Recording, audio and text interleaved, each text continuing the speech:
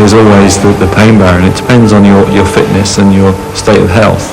If you're on top form, that'll feel relatively easy. You'll be tired at the end of it, and your legs will be hurting and your lungs will be screaming, but you've paced it well and you feel that you've achieved something.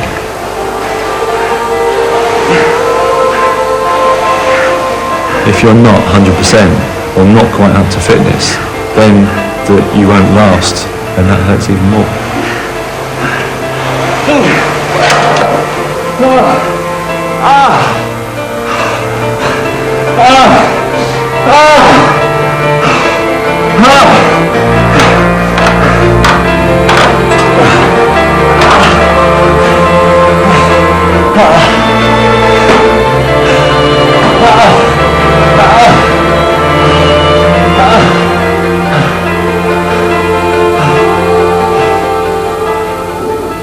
Victory in Atlanta would make Stephen Redgrave one of the all-time great Olympians in any discipline, a champion at 4 successive games.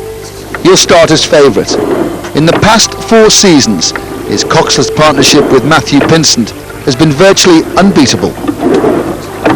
The ball is very much in our court. If we want to win an Olympic gold medal, it's almost up to us. What the opposition do, we can make irrelevant. They can have the best row of their lives, and if we row well, it doesn't make any difference. At the moment, we've come out of the World Championships as favourites to win the Olympics, and if we row as well as we can do, I can't see anybody beating us.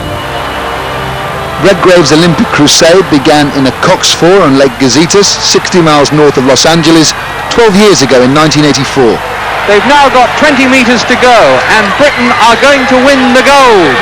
Britain first, the United States second. They cross the line now, and there is gold for Great Britain. Stephen Redgrave was 22. His physique might have taken him into a number of sports. Rowing claimed him by the accident that he grew up by the Thames and the inspirational enthusiasm of one of his schoolmasters.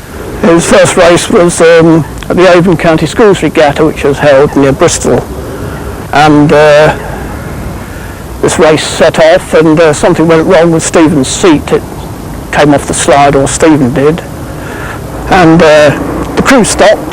The opposition started to disappear in the distance, but Stephen sorted this out, said a few rather quick words to the rest of his crew, I think, and they set off and won the race and the event. Trophies accumulated rapidly. Redgrave's raw talent was soon recognised. The problem was harnessing his single-mindedness within the international squad. No one had won an Olympic gold medal going back to 48, and so I couldn't see the reasons of following the same old path year in, year out, getting the same poor results, and something had to change. Even though you were obviously running the risk of being shut out altogether. Oh yeah, I was kicked out of the group. I was told that I wouldn't go to the Olympics. If I didn't do as I was told, I wouldn't go to the Olympics. I said fair enough, and walked out. And if it wasn't down for Mike Spracklin, I would have never gone to the 84 Olympics. The winning 4 on Lake Gazetas later produced a winning pair. Andy Holmes became Redgrave's partner in a combination also coached by Mike Spracklin. Together, they doubled the stakes. They wanted gold in both coxed and coxless pairs.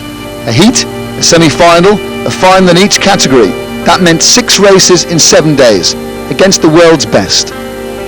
At the 87 World Championship, they took gold and silver. At the Olympics in Seoul a year later, gold and bronze. But the partnership broke up. Tideway gossip suggested that despite the achievements, the two men were incompatible.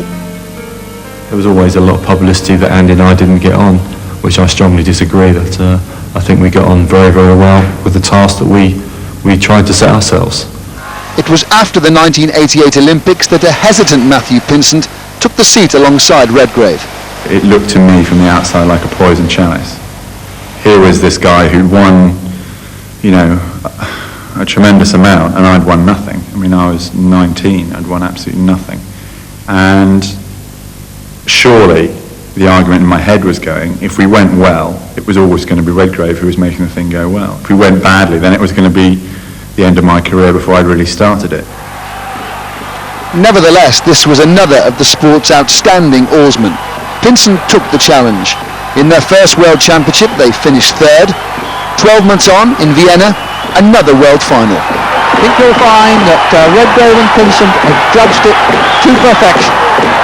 They're going to take the gold, and that'll be consolation for Pinsent, his bronze medal last year. Having discovered the winning formula, Redgrave and Pinsent had a new coach, Jürgen Gröbler, formerly of the German Democratic Republic.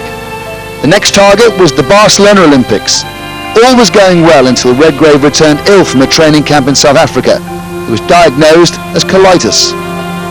It got to the stage where Jürgen, the coach, spoke to Matthew and said that we'll give him another couple of weeks.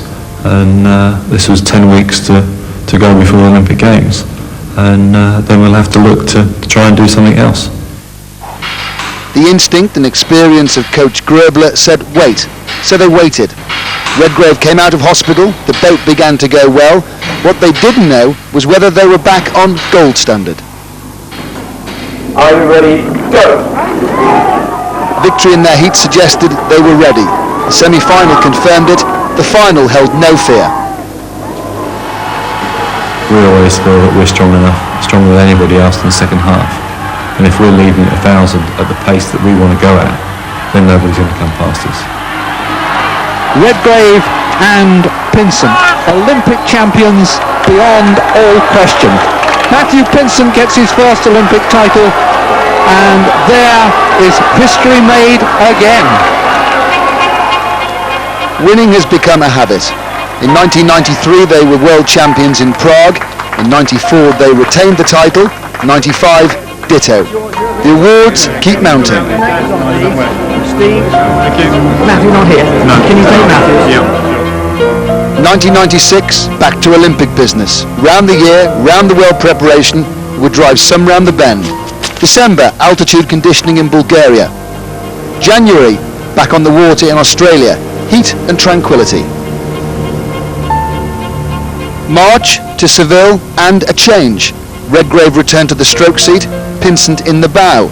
It was Gröbler who switched them round. It was an attempt to gain more speed.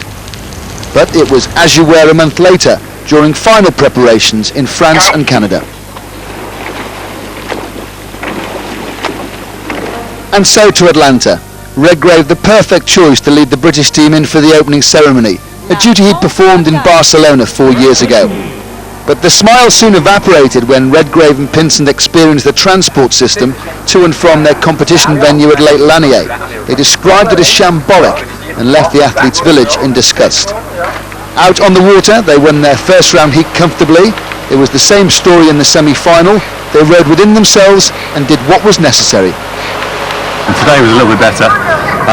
We still got to think about a couple of things tomorrow, and hope so that it goes all smoothly on Saturday. On the threshold of your biggest ever race, what do you feel? It's the last one, it's got to be good, isn't it? If it's good enough, Stephen Redgrave rewrites Olympic history. Desire and determination run through his veins. Winning is what Redgrave is all about. He's been at the top of a tough, intense sport for 12 years.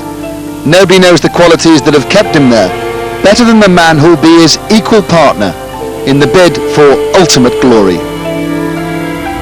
Competitiveness, determination, bloody-mindedness, his natural ability, his natural gifts, his size, his strength, his aggression, and I think maybe a fear about things. There's a fear in him now that says, what am I going to do when all this is over? Better make the most of it now. You have to stop at some stage, and I think it will be Atlanta. In 2000 there's going to be another Olympic Games. There will be Olympic Games after I'm dead and buried as well.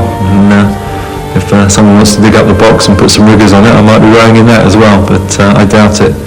You've got to stop at some stage.